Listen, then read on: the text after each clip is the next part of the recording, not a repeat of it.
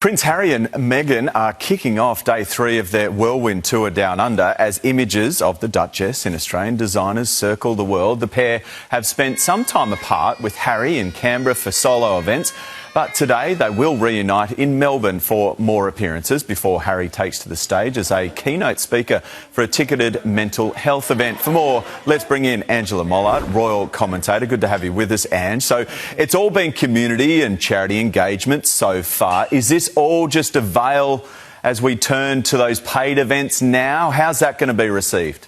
Look, I think it's very much a case of front-ending the event with these typically royal-type events showing, that they're part of the community, that they care, that they have purpose. But, of course, where the spotlight's really going to turn is when they step up and speak at these paid events. There's tickets still for $500 for online to hear Harry speaking, but it's Meghan, I think, that could potentially get the criticism. $3,000, and she's only going to be on that stage for a very short time because, of course, she's going to the rugby afterwards.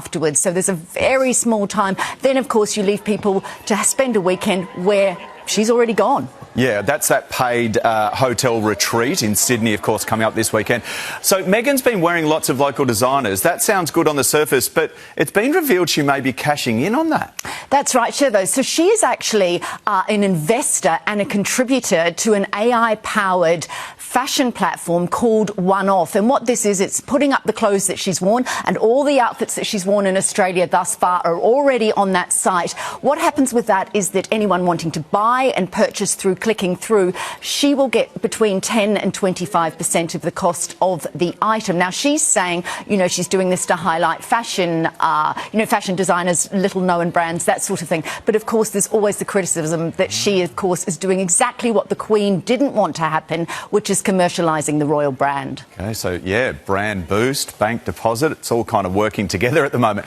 So, quickly, it's been announced that the Duchess ducked off to film for MasterChef. Is MasterChef Meg building her own brand as a lifestyle guru, do you think? Yeah, it was a really odd choice from my perspective. Where does it fit in her wheelhouse? Look, I understand it's a global brand, MasterChef, but the criticism is huge because she is not a qualified cook. She's not a culinary expert. Yes, she had her show with Netflix, of course, but that was a lifestyle show and then it was cancelled, of course. So it's very odd. Look, I think there could be a point that they're doing a segment with jam or something like that. She's trying to sell her products, but yeah, it's a bad fit.